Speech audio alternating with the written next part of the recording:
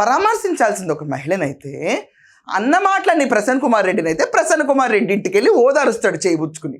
పోనీ ప్రసన్న కుమార్ రెడ్డి ఏమైనా ఆయన్ని బాగా కౌగులించుకుంటాడు ఆహ్వానంగా, ఇలా నుంచుంటాడు.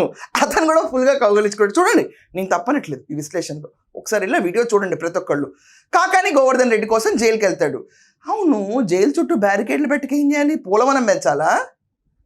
పూలవనం పెంచాలా? అంబటి గారు ఏం మాట్లాడుతున్నారు మీరు? ఏంటి ఇప్పుడు బ్యారికేడ్లు పెడితే ఏంటి, జనసంద్రం అక్కడ వచ్చేస్తుంది, గోళ్ళ కొట్టుకొచ్చేస్తుంది అని చెప్పా? Okay, for that matter Anil Kumar Yadav మొన్న ఇచ్చిన పిలుపు ఎలా ఉంది? వచ్చేయండి మా కోసం కొత్త జైలు కట్టండి అని. పాత జైలు గోడలు పగల కొడతామని ఉద్దేశం ఏమైనా అప్పుడు కొత్త జైలు కట్టిస్తారని. కానీ అది కూడా స్కోప్ ఇవ్వలేదు అనుకోండి, ఎక్కడ జనాలు అంతగా రాలేదు, అది మనకు తెలిసిన విషయమే. సో ఏంటి, హెలికాప్టర్ తీసుకెళ్ళిపోయి ఆయన కూర్చుని క్రాష్ చేసుకుంటా కాకాని గోవర్ధన్ తెచ్చుకుంటాడు. Stop this comics. లాస్ట్ 5 ఏళ్ళు ఈ కామికాన్స్ చేయటం బట్టే మనకు పోయింది ప్రజాసంఖ్య. మళ్ళీ why you want repeat that? Utter failure అయిపోయింది. ఇంక ఈ టాపిక్ ఆపేయడం మంచిది మనం.